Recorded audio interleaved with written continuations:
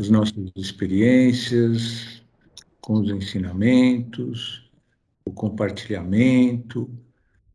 E eu queria agradecer agora ao grupo, né, que inicia hoje mais um tema doutrinário da causa e efeito. Estamos empatados, viu, Ju? Porque eu falei errado, ação e reação. Mas valeu, já. Saiu um pouco diferente, mas tá. Mas deu para entender, pai. Então tá bom. Então, uma boa noite a todos, sejam todos bem-vindos. Então, iniciamos, como eu estava dizendo, esse novo ciclo de 4 palestras sobre este tema doutrinário. Então, eu vou passar para o Marcelo, né, para ele dar início aos nossos trabalhos de hoje. Por favor, Marcelo. Obrigado, Ricardo. Obrigado a todos. Boa noite. É uma honra imensa e alegria que venho abrir as palestras sobre a lei de causa e efeito. Nós formamos um grupo de estudos com afinidade sobre o tema e nós nos encontramos algumas vezes remotamente para trocarmos esse conhecimento, informações e também nos organizarmos para transmitir tudo o que aprendemos a vocês.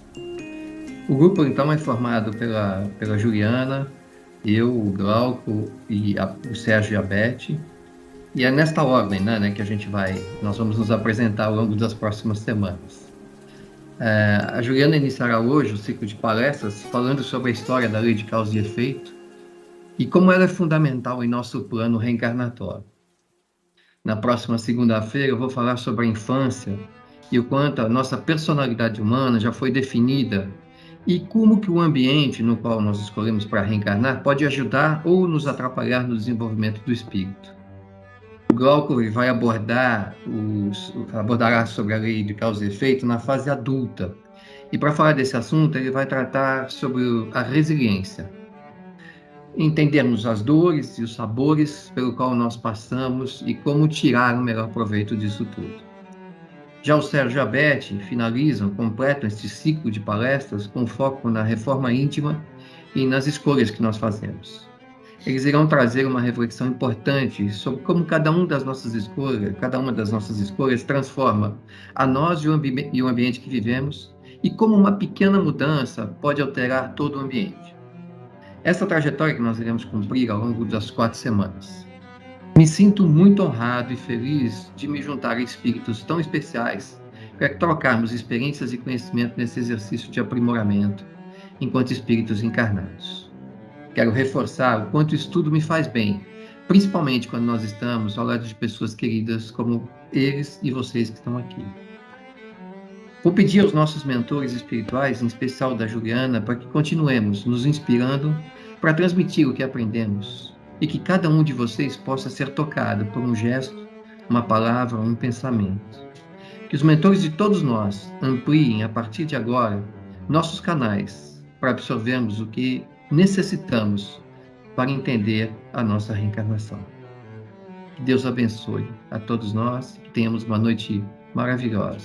Boa palestra, Juliana. Obrigada, Marcelo. Obrigada, boa noite, gente.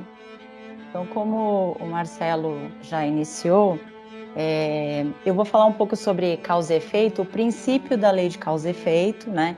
Então, eu vou falar sobre um pouco do conceito, da história, né, de como surgiu essa lei, e um pouco dela sobre nossa parte espiritual e nosso plano reencarnatório. Então, fizemos aí um PowerPoint, mais para ir guiando, né, durante a palestra, tá? Então, vamos lá. A lei de causa e efeito. Nossa vida é uma sucessão constante de acontecimentos, de encontros e desencontros, de situações aparentemente inexplicáveis, diante das quais muitas vezes nos sentimos como vítimas diante de um carrasco implacável, impotentes diante de um destino cruel e irracional. No universo, tudo está intimamente relacionado, numa sequência de ações que desencadeiam reações de igual intensidade. Deus é infinitamente bom, justo e bom, e nada ocorre que não seja seu desígnio. Não existe ocorrência do acaso ou sem uma causa justa. Cada evento ocorre de forma natural, planejada e lógica. Então, eu achei esse conceito quando eu coloquei esse tema, já veio esse conceito, né? Então, assim, a gente tende a achar que as coisas é o destino, é uma fatalidade, ou a gente está sofrendo, sei lá, sem motivo, né? Só que não, né? Se a gente acredita na reencarnação e que Deus é justo e bom, a gente tem que acreditar que no universo tudo é planejado, né? Tudo existe por uma razão. Então, nada vem do nada, certo? Então, eu vou falar um pouco que essa lei de causa e efeito, ela não surgiu no Espiritismo ou depois que Jesus veio à Terra. Não, ele já existe há muitos séculos, né, na humanidade. Então, a civilização védica, em 1700 a.C., na Índia, já conhecia essa lei, né, universal, que eles chamam de karma. E o que é o karma? O karma é uma das leis dármicas. Então, esse dharma e karma era uma coisa que eu tinha um pouco de dúvida. Então, eu achei legal pegar a explicação para a gente entender o que é o karma dentro do dharma. Então, o dharma é uma palavra em sânscrito que significa aquilo que mantém elevado. Também é entendido como a missão de vida, o que a pessoa veio para fazer no mundo, tá? Então, o Dharma budista é uma espécie de guia para a pessoa alcançar a verdade e a compreensão da vida. Pode ser chamado também de lei natural ou lei cósmica. Então, o Dharma é simplesmente a lei do universo, né? Então, os sábios orientais, eles pregam que a forma mais fácil de uma pessoa se conectar com o universo e a energia cósmica é seguir as leis da própria natureza e não ir contra elas. Respeitar seus movimentos e fluir conforme a lei natural indica. Isso faz parte da vivência do Dharma. Então, perceber e viver de acordo com o seu próprio Dharma é a chave para a iluminação, para uma vida plena. Então, se eu estou de acordo com a natureza e com a lei cósmica, então eu tenho uma vida plena, porque eu estou seguindo a mesma direção do universo, né? E também associado à capacidade de prestar serviço aos outros. Então, aceitar e trabalhar o seu Dharma é uma forma de servir aos outros e também leva à conexão com o universo. Então, se eu vivo o meu Dharma, eu cumpro a minha missão, né? E eu ajudo as outras pessoas e o universo a cumprir toda a lei que existe natural. E o karma? Então, o karma, ele vem da raiz KR em sânscrito, que significa fazer, ação. Então, no âmbito espiritual, o karma é a reação do universo em relação àquilo que a pessoa faz em toda a sua existência, incluindo outras passagens pelo universo, ou seja, outras vidas, tanto as boas ações como as más. Então, o karma é tudo que eu faço, né? É a reação do que eu faço. Então, por isso que a gente chama de karma. Quando a gente tem algumas situações para resolver, a gente fala que é o karma, porque nada mais é do que o efeito das nossas ações, né? Então, para cumprir o Dharma, que é a nossa vida plena, a nossa missão, é preciso que haja ação kármica. Ou seja, cada escolha diária, inclusive as menores decisões, influenciarão no fluxo da vida e no caminho para a consciência. Então, além da Índia, né, do povo védico, no Antigo Egito também, por volta de 1300 a.C., essa lei já era ensinada por um grande sábio chamado Hermes Trismegisto. Segundo ele, há 7 grandes leis que governam tudo que existe no universo. E dentre essas 7 leis que regem o universo, a lei de número 6 afirma que toda causa tem seu efeito, e todo efeito tem sua causa. Então, quer dizer que tudo acontece por um motivo, e o acaso não existe. Então, eu procurei, o acaso é igual a sem causa. Acaso, a palavra, é igual a sem causa.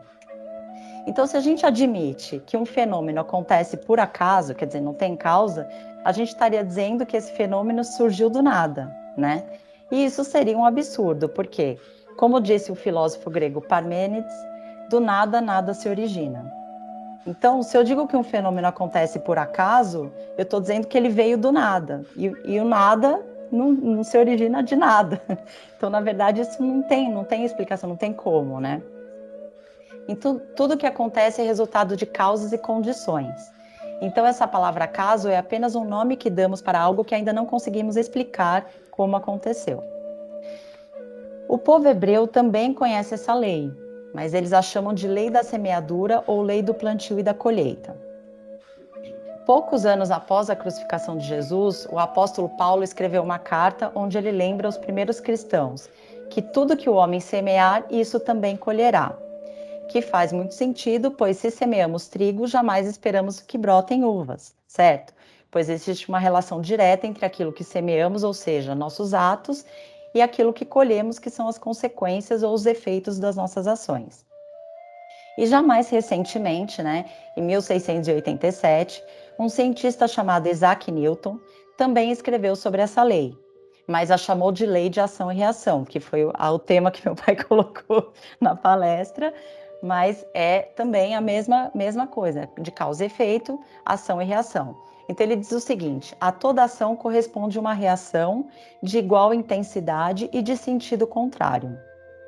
Então, sendo filosofia, ciência ou religiosidade, as abordagens são muitas, mas a sabedoria da lei de causa e efeito ela tem sido confirmada há séculos pela humanidade. Então, a gente tem a lei, ela não é só religiosa, é uma lei natural, então ela existe em todos os âmbitos, né? Tanto na ciência quanto na filosofia e na religião. Então, vamos lá. Agora vamos falar um pouco sobre a espiritualidade, nessa lei de causa e efeito. Então, Kardec disse, né, todo efeito tem uma causa. Todo efeito inteligente tem uma causa inteligente. A potência de uma causa está na razão da grandeza do efeito. Então, no campo espiritual, essa lei determina o equilíbrio de toda a criação. Por que o equilíbrio? Deus é amor. Não existe nada fora de Deus. Portanto, deduzimos que não existe nada fora do amor. Então, o que é contrário à lei de Deus, na realidade, não existe de forma absoluta. Ao atuarmos de acordo com a lei do Criador, que é a lei do amor, entramos em seu campo vibratório e passamos a desfrutar da nossa herança, que é a vida em toda a sua plenitude. Então, se a gente atua, se as nossas ações são de acordo com a lei universal, que é a lei do amor, a gente tem uma vida plena, a gente vive o nosso Dharma, né? E não é bem isso que acontece, né? Então, quando com nossas ações a gente contraria essa lei, na realidade, a gente não desequilibra nada a não ser nós mesmos. Então, a lei, o universo é perfeito, ele continua seguindo a lei cósmica do amor. Então, quando a gente é contra essa lei, a gente só desequilibra nós, né? O universo continua perfeito, certo? Então, vejamos que as criaturas vivem em desequilíbrio, mas apesar de tudo, o mesmo não acontece com a criação, que é sempre equilibrada. Então, isso é devido à atuação da lei de causa e efeito que age na intimidade da criação, isso é, a lei de causa e efeito universal, né? Então, ao escolher o caminho do erro, o homem determina em si uma ação de igual intensidade em direção contrária, que anula ao mesmo instante o desequilíbrio no geral, ficando somente a anomalia em sua própria intimidade, até que pela lei do retorno, volte a ele ao equilíbrio, refazendo o caminho percorrido em sentido contrário, e entrando novamente no campo de ação determinada pelo amor. Então, lembra da explicação de Isaac Newton? Então, toda vez que eu tenho uma ação, eu tenho uma reação, né, contrária, com a mesma intensidade. Então, tudo aquilo que eu faço, eu tenho uma ação de volta. E essa ação, ela... Ai, só um minutinho, gente. Na verdade, ela existe para nos auxiliar, né? Então, ela existe para que a gente volte ao equilíbrio e volte a participar da lei universal. Então, esse voltar à lei, ele pode ser mais ou menos rápido de acordo com a conscientização da criatura e a sua vontade de corrigir o erro. Assim, temos espíritos que se arrependem rapidamente e consertam o passo, e outros insistem na rebeldia e vão gerando erros em cima de erros, demorando séculos e mais séculos no resgate dos mesmos.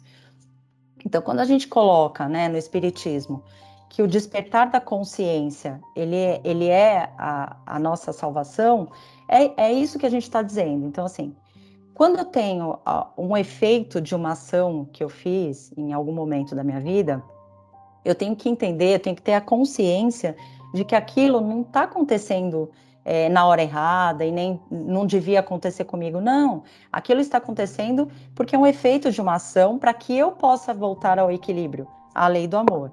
Então, quando eu insisto, né, quando eu fico sofrendo e me rebeliando e dizendo que Deus é injusto, que eu não devia estar passando por aquilo, eu nada mais estou fazendo que tendo ações que vão ter mais efeitos. Eu estou prolongando o efeito de uma ação. Eu não estou, né, agindo de forma contrária para diminuir a extensão desse efeito, né, que eu estou passando. Então, o que é a consciência? A gente perceber que aquilo é para nos ajudar, é só isso, né? Então, a gente precisa disso o mais rápido possível, né? Expandir a nossa consciência para isso, né?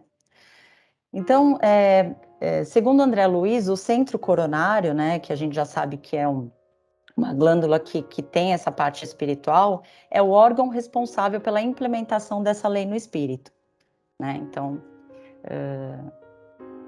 é através do nosso coronário que a gente tem essa consciência dessa lei. Então, a lei de causa e efeito, ela tem por objetivo o bem da criatura.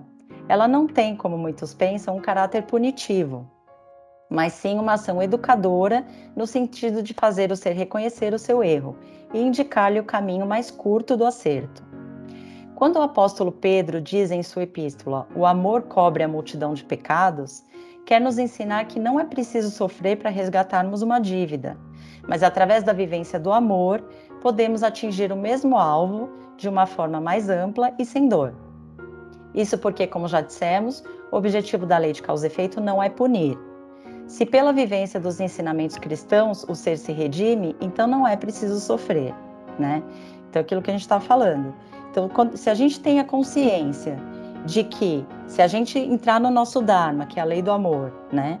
A gente vai aprender mais rápido, a gente não precisa ficar sofrendo por isso. A gente sabe que aquilo a gente precisa passar, é para o nosso bem, e não para o nosso mal, como a gente sempre pensa quando a gente está passando por alguma dificuldade, né? Então, vimos que a ação da lei, do ponto de vista espiritual, não tem uma forma absoluta de se manifestar. Pode o homem, pelo seu livre-arbítrio, acrescentar novas forças no sentido de abrandar ou agravá-la. Então, a gente aqui escolhe se a gente quer adiar, né, o nosso aprendizado e viver mais séculos e séculos com aquele efeito de uma causa anterior, ou se a gente quer lutar contra isso, entrar na lei do amor e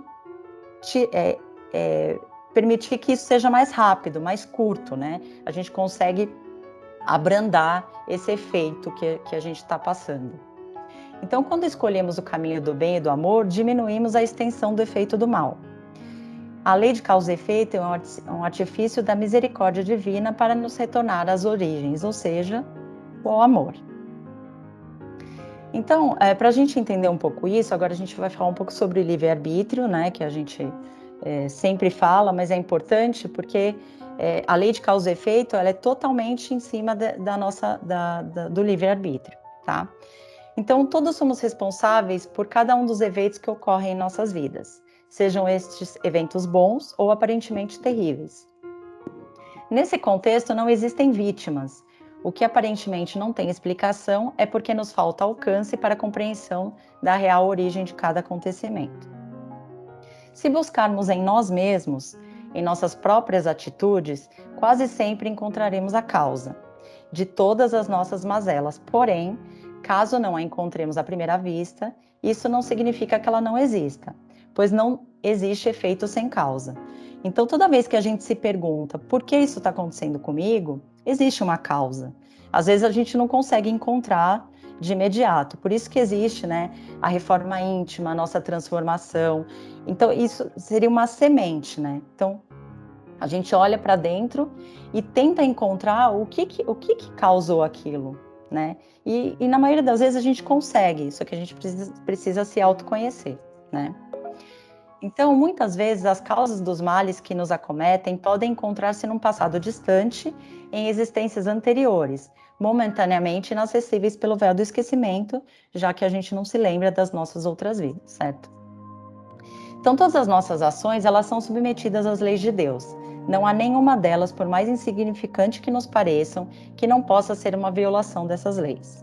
Se sofremos as consequências dessa violação, não nos devemos queixar senão de nós mesmos, que fazemos assim os artífices da nossa felicidade ou da nossa infelicidade futura. Então, tudo que nos acontece é por nossa causa, né?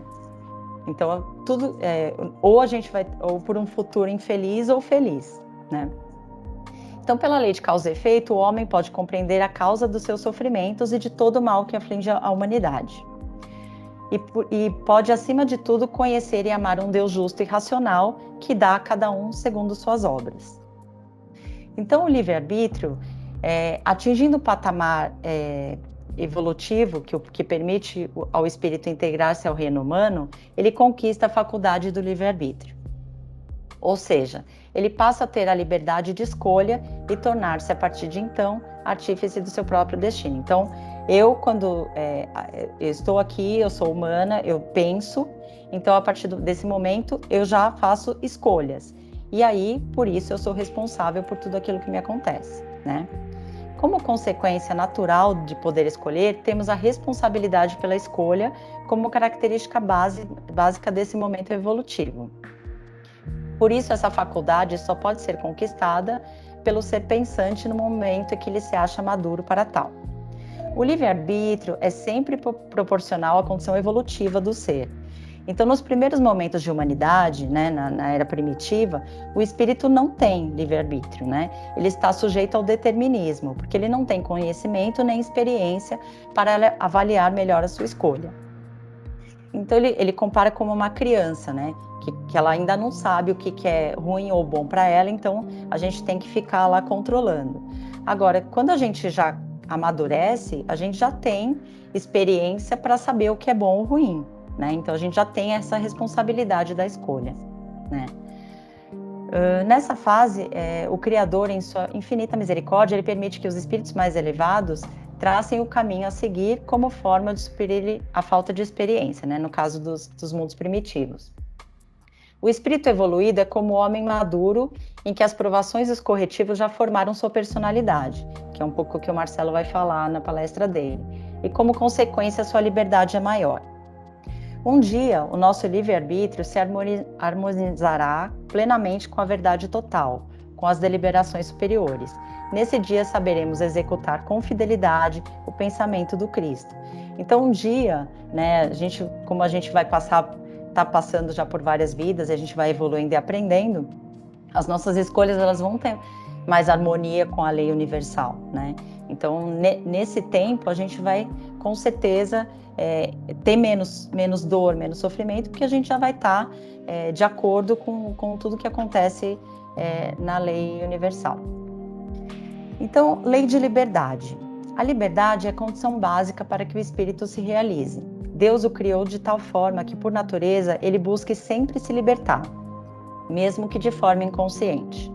Essa liberdade, porém, não é absoluta, porque a necessidade que tem de ele viver em sociedade o condiciona a respeitar determinadas normas, porque este direito é dado também a cada um de seus semelhantes. Então, é aquela frase que a gente diz: a minha liberdade termina quando começa a do outro. Quer dizer, todos nós somos livres, porém, nós temos a responsabilidade, porque nós vivemos em sociedade, vivemos com outros espíritos livres também, e cada um tem que respeitar o espaço do outro.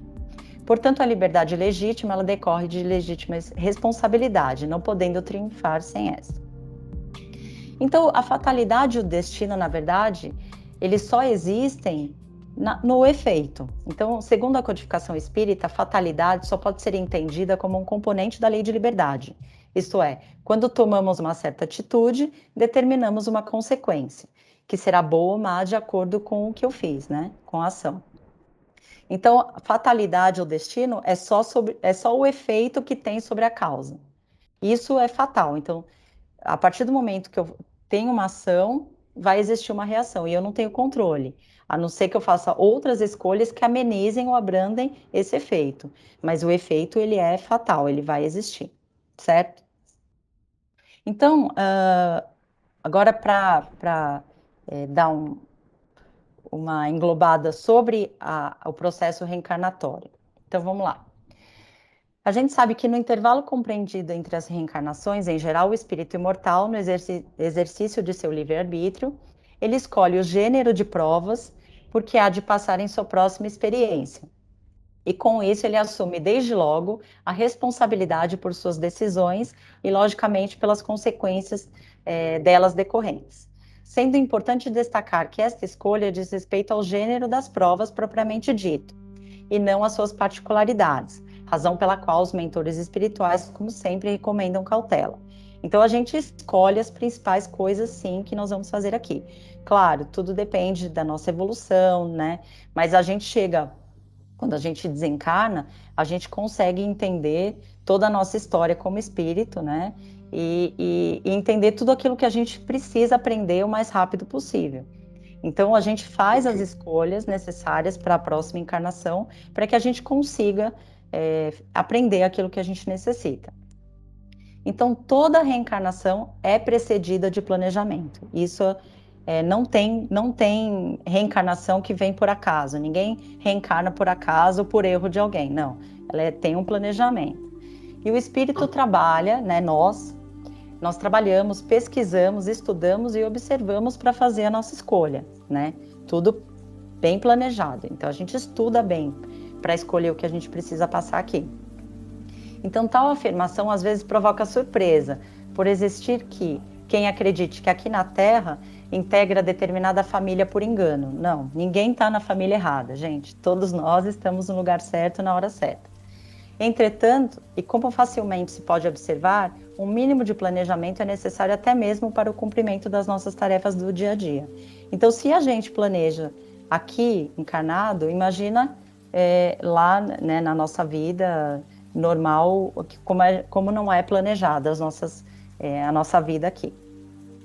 Então, de outra parte, informado do planejamento, a quem não compreenda, por exemplo, a razão de alguém escolher a prova da miséria quando poderia optar pela prova da riqueza, que proporciona facilidades, conforto e bem-estar, ou a prova da doença, quando poderia escolher viver com saúde. De certo modo, agimos assim quando fisicamente estamos doentes, por exemplo, e a gente quer tomar um remédio, por pior que ele seja, para que a gente fique bem logo. Então, acontece a mesma coisa quando a gente está lá fazendo as escolhas para a nossa encarnação. Então, a gente planeja que a gente passe pelo máximo de coisas possíveis para que a gente aprenda o mais rápido possível. A gente quer encurtar o nosso aprendizado, né? Então, por isso que a gente escolhe muito bem todo o ambiente, né? Para que ele influencie no meu aprendizado. Então, está mais do que comprovado que precisamos aprender, crescer, progredir intelectual e moralmente e que não nos encontramos em férias. Então, a gente não está aqui para esperar o que vai acontecer, isso é meu karma, eu vou ficar aqui. Não, a gente está aqui para evoluir, então a gente tem que aprender e evoluir o mais rápido possível, né? A reencarnação, né, só para enfatizar, ela é sempre precedida de planejamento, de modo que ninguém está solto, só e muito menos por acaso aqui na Terra, havendo fortíssimas razões para termos renascido neste ou naquele país, nesta ou naquela cidade, nesta ou naquela família, com incontáveis facilidades ou dificuldades. Mesmo que agora a gente não saiba identificar o porquê, né? Que a gente está nesse lugar, nessa família, enfim. A reencarnação é uma bênção e uma oportunidade, né? Ela reflete a justiça de Deus. Então, oportunidade de corrigir nossos erros, né? Ainda que parcialmente, ajustar e reajustar contas. Então, oportunidade de crescimento e de evolução, de progresso intelectual e moral. Oportunidade ímpar de dar nova direção à nossa vida, como um ingresso definitivo na estrada do bem, praticando onde quer que nos encontremos. Então, e o meio, né? A gente ouve muito na filosofia dizer que o homem é produto do meio, né? Então, o Espiritismo, ele, no seu caráter filosófico, ele também tem um questionamento a partir disso e uma contribuição para dar sobre esse assunto, né? Então, ele fala assim, porque ele estuda não só a influência do meio, mas também do organismo na manifestação do espírito. Então, realmente, tanto a matéria como o meio podem dificultar ou auxiliar no desenvolvimento espiritual, mas jamais determinar a situação de queda ou de elevação. Então, quando a gente faz a escolha do nosso meio, a gente já sabe que aquele meio ele vai influenciar em tudo que a gente vai acontecer na nossa vida. Por isso que a gente escolhe o meio, por isso que a gente escolhe onde vamos reencarnar, com quem, porque aquilo vai influenciar o nosso aprendizado.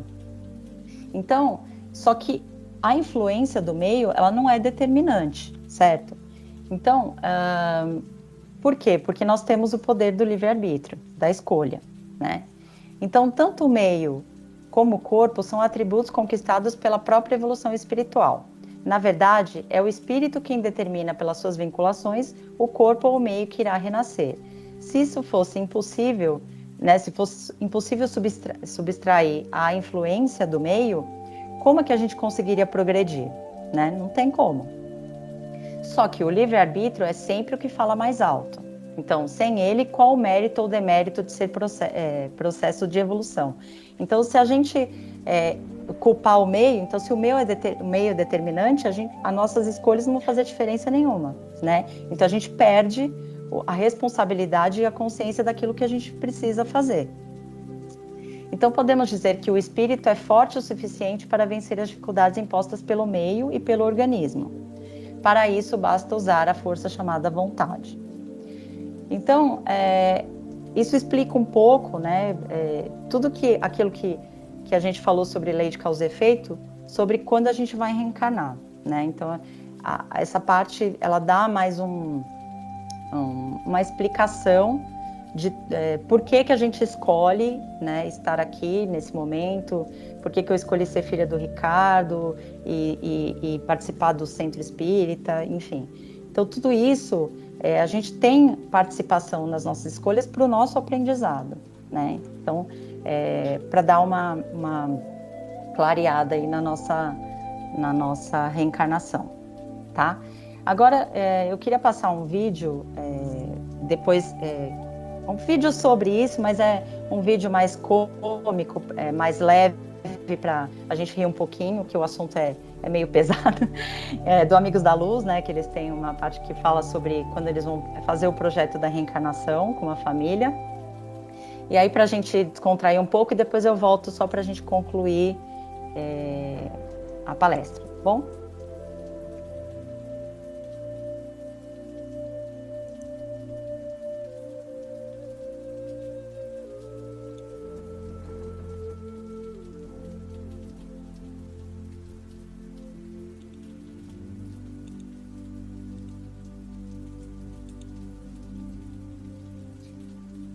De um lado, tem gente que não viaja por causa dos preços das passagens. Do outro, tem gente que tem milhas, mas não usa.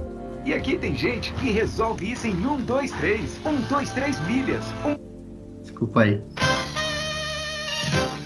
Então, gostou do nome? Claro, Feli, tá muito legal. Você sempre soube escolher nome, né? Então, Bárbara, esses aqui vão ser os seus pais na próxima encarnação. Muito prazer, viu? Eu tô super animada de encarnar na família de vocês. Obrigada. Que isso, imagina. Vai ser um prazer ser os seus pais. Tá tudo bem com ela? Mais ou menos, já tá. Eu sou um pouco tímida. Engraçado, eu tenho a sensação de que eu conheço ela. Ser voz é familiar. Peraí, Você nunca me esconde deixa eu ver você aqui. É você? Oi, Bárbara. Quanto tempo, né? É o quê?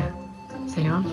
107 anos, 8 meses e 5 dias que você me envenenou pra ficar com meu marido. Menina, por que a gente não pode por causa de um crush, né?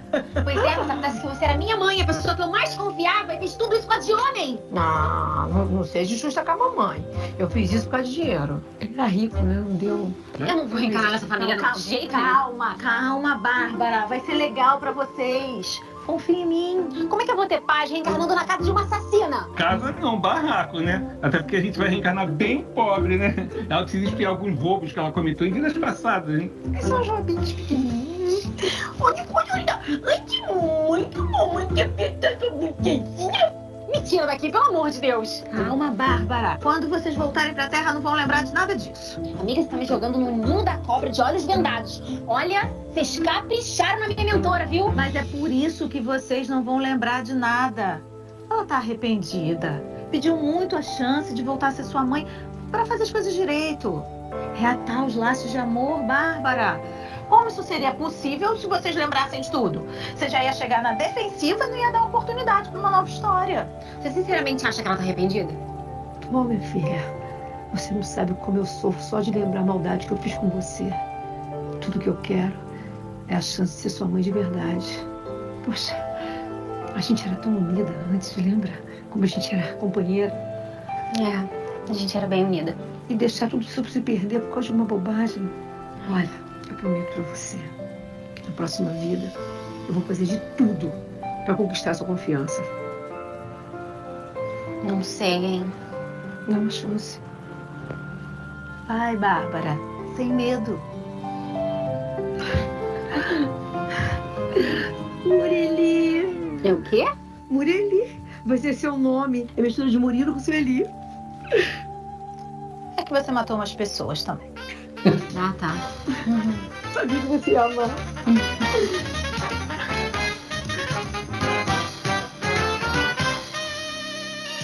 Mureli. Pois é, Mureli parece Loeni. É, mas é tipo Loeni, né? Loeni é junção de nome também. Ah, é? Ah, é junção de Paulo com Eni. Tem seus pais? É, meus pais. Loeni.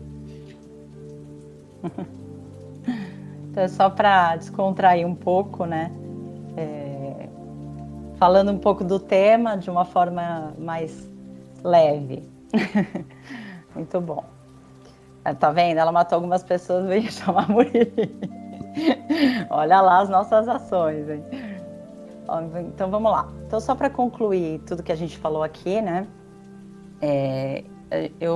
A gente pegou 4 lições que a gente tira desse tema de causa e efeito. Então, lição número 1. A liberdade deve ser usufruída com responsabilidade. Então, somos livres, mas apenas no universo das causas. Pois no momento que lançamos uma semente, nossa liberdade acaba e, a partir daí, somos escravos daquele plantio. Se tivermos semeado ervas venenosas, cedo ou tarde seremos obrigados a colhê-las e o mesmo vale para os bons frutos, certo? Então, nós somos responsáveis pelas ações, mas os efeitos, eles são implacáveis.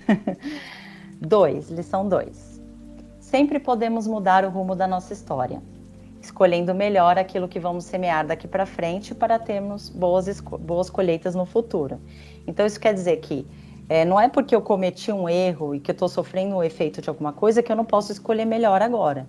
Eu posso mudar o rumo e passar a agir conforme a lei do amor, certo? Lição 3. Não adianta querer colher aquilo que a gente não plantou. Então, se a gente quer sabedoria, prosperidade, paz, saúde, temos que fazer por onde, né? Não adianta a gente ficar, eu quero saúde e não me movimento, como mal, durmo mal, então eu estou fazendo alguma coisa errada, né? Estou querendo colher uma coisa que eu não estou plantando. E lição 4, né? O progresso é impossível sem mudança. Então, quando a gente está sofrendo há muitos anos já pelos mesmos problemas, então, quer dizer, a gente está sempre passando pelos mesmos problemas, a gente tem que se perguntar, quais são as causas desse sofrimento, né? Quais atitudes eu preciso mudar para que as coisas sejam diferentes? Então, a lei de causa e efeito, ela possibilita a nossa evolução, nos chamando a estar conscientes das nossas ações, a cada momento, já que tudo que fazemos tem consequências. Isso inclui atos, palavras, pensamentos e sentimentos. Então, a gente tem consciência de que tudo que a gente faz, pensa ou sente, tem uma consequência. A gente já sabe disso, agora a gente está consciente. Depois da palestra, estamos mais ainda conscientes disso, né? Então, a regra ela é bem simples. Maldade produz maldade. Amor produz amor. Mas mesmo sendo óbvio, muitas vezes a gente não consegue enxergar. Então, ainda que alguém não consiga ver essa lei como uma coisa divina ou espiritual, a gente tem que concordar que mesmo no plano exclusivamente lógico, ela faz todo sentido, certo? A gente está vendo lá, na ciência já existe a comprovação da lei de ação e reação.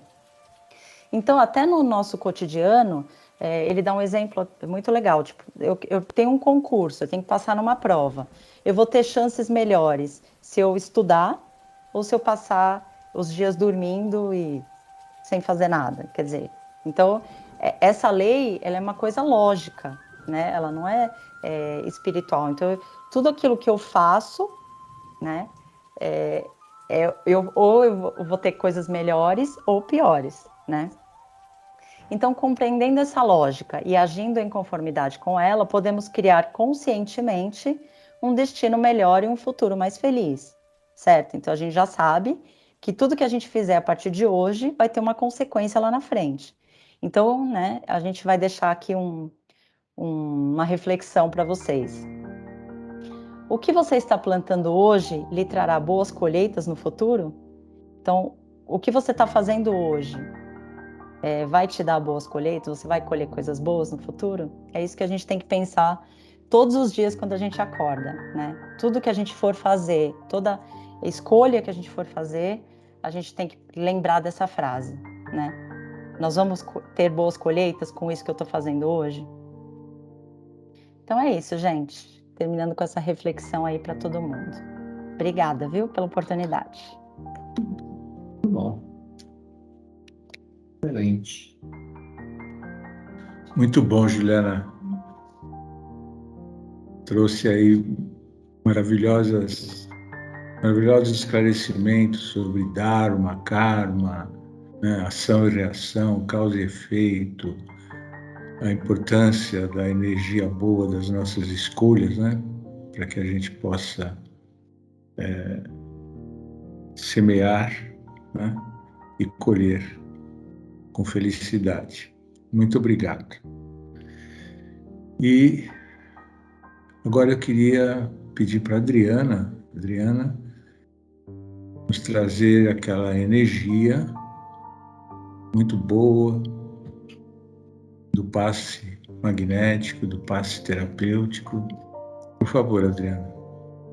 Bom, boa noite a todos. Então vamos fazer a nossa trabalho da fluidoterapia. Peço a vocês que se sentem o mais confortavelmente possível aí onde vocês estão. Vamos fechando nossos olhos, relaxando o nosso corpo, soltando bem o corpo, vai movimentando os seus ombros, seu pescoço, deixando as tensões de lado. E vamos fazer aquela respiração profunda que nos conecta a esse momento. Então, peço a vocês, vamos inspirar profundamente, encher nosso peito de ar e depois expirar, esvaziando todo o nosso peito. Outra vez, inspira, sente o seu corpo se expandir e expira, esvaziando, contraindo. A última vez, inspirando e expirando. E com isso a gente vai abrindo nosso coração, nossa mente, nos colocamos à disposição dessa troca de energia, de receber tudo que foi preparado nessa noite. Vamos mentalizar Jesus aqui entre nós, os nossos mentores também que estão ao nosso lado. E a gente vai sendo envolvido por esses fluidos benéficos. Uma grande luz vai sendo projetada sobre as nossas cabeças. Essa luz que ela penetra lá sobre o alto da nossa cabeça e ela vai descendo por todo o nosso corpo, passando por cada um dos centros de força, reequilibrando. A gente vai tendo uma sensação de muita paz, tranquilidade, saúde, equilíbrio, muita esperança. A gente sente que as nossas dores todas vão sendo suavizadas. A gente vai se fortalecendo com toda essa energia para que possamos receber todas as boas intuições do plano espiritual. Nesse momento também esses amigos espirituais estão em cada um dos nossos lares. Vamos imaginar eles caminhando em cada um dos cômodos, e onde eles vão entrando, tudo vai clareando, vai iluminando, vai sendo feita uma grande limpeza. Os nossos familiares também vão sendo envolvidos. E é feita uma grande higienização por todo o nosso lar, retirando tudo que não pertence a esse ambiente. Que possamos manter os pensamentos elevados durante essa nossa semana, com essa vibração aqui da nossa reunião de hoje, e que tenhamos uma semana de muita luz, de muito amor e principalmente de muito discernimento para que a gente possa fazer as nossas melhores escolhas. Muita paz e muita saúde para todos, que assim seja. Graças a Deus.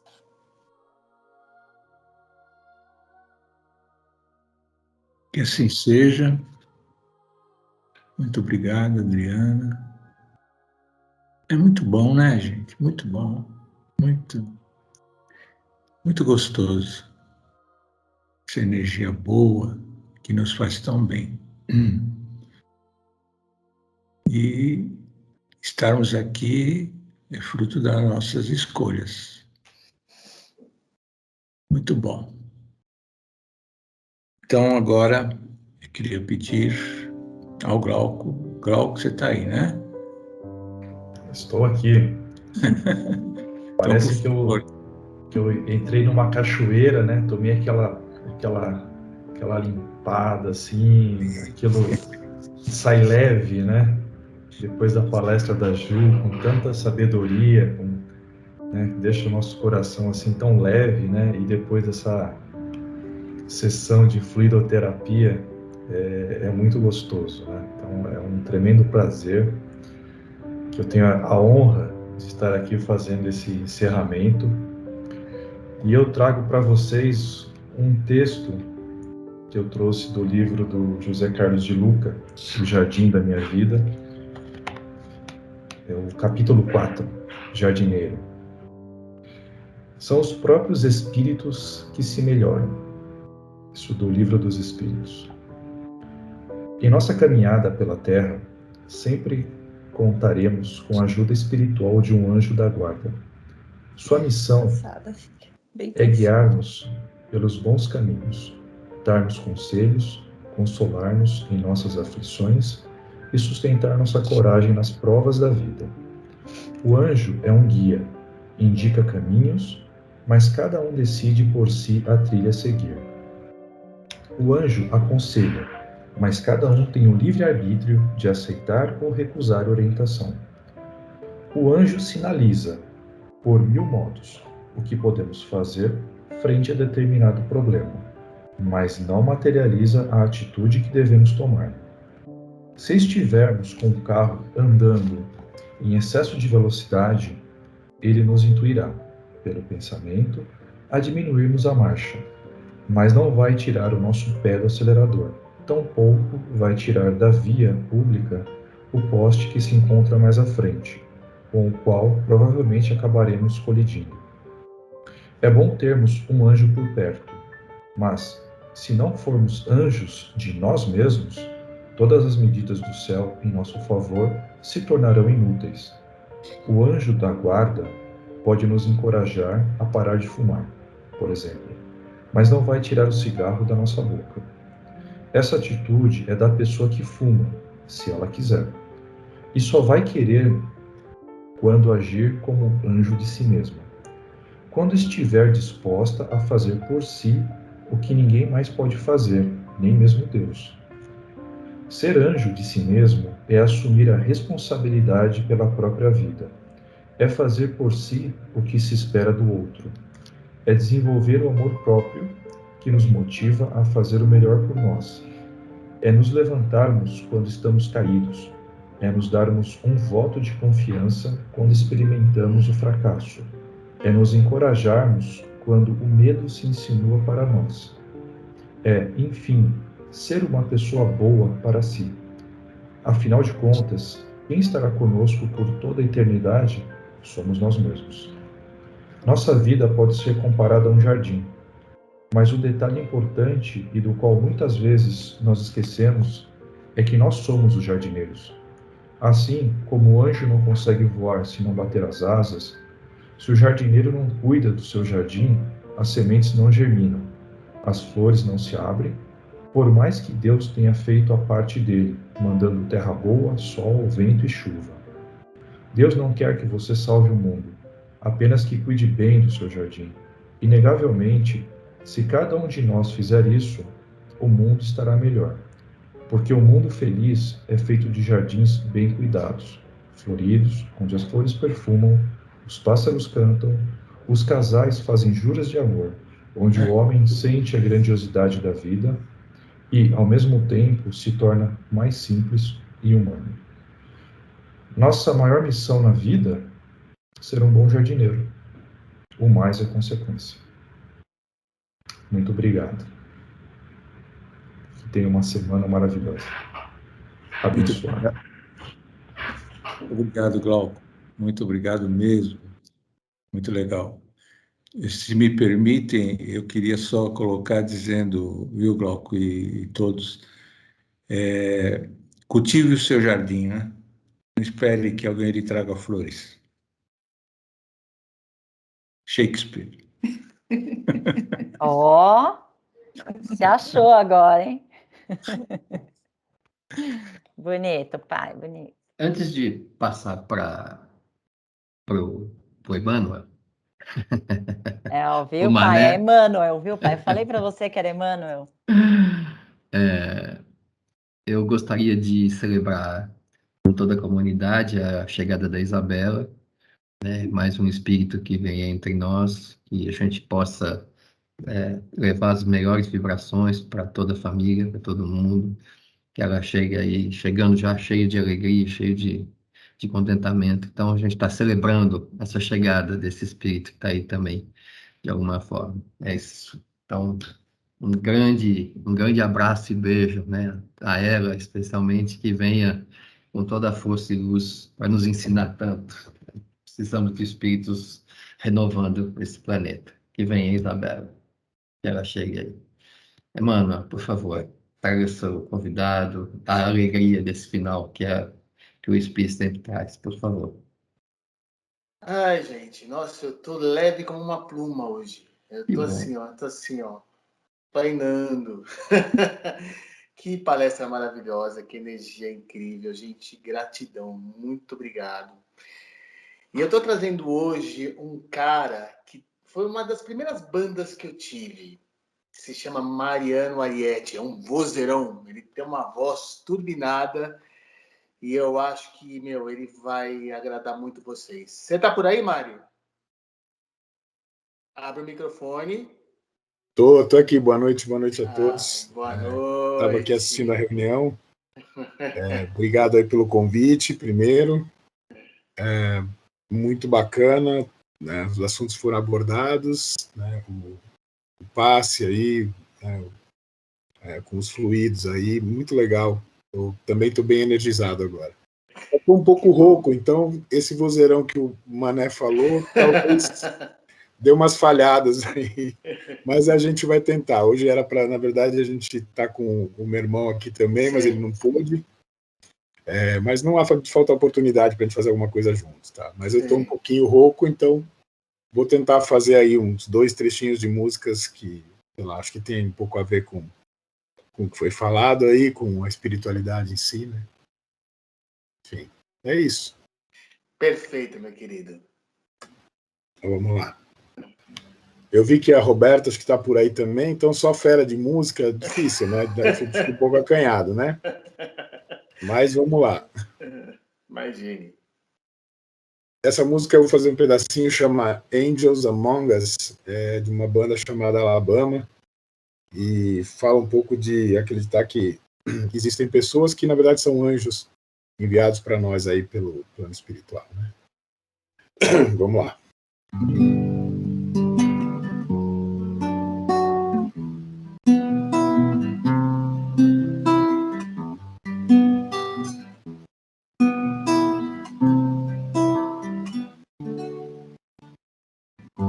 I was walking home from school on a cold winter day. Took a shortcut through the woods. Then I lost my way. It was getting late, and I was scared and alone.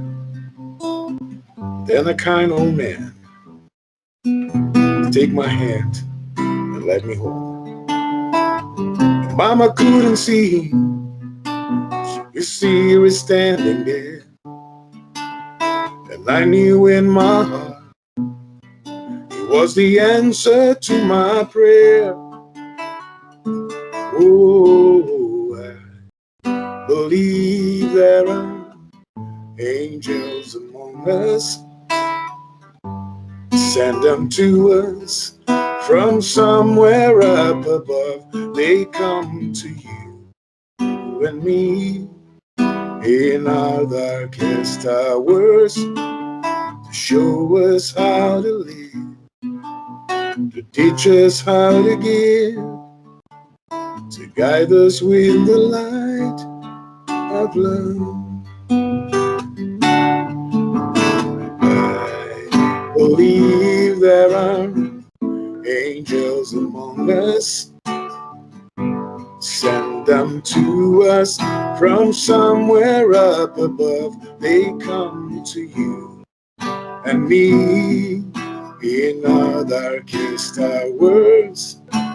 Show us how to live, to teach us how to give, to guide us with the light of love.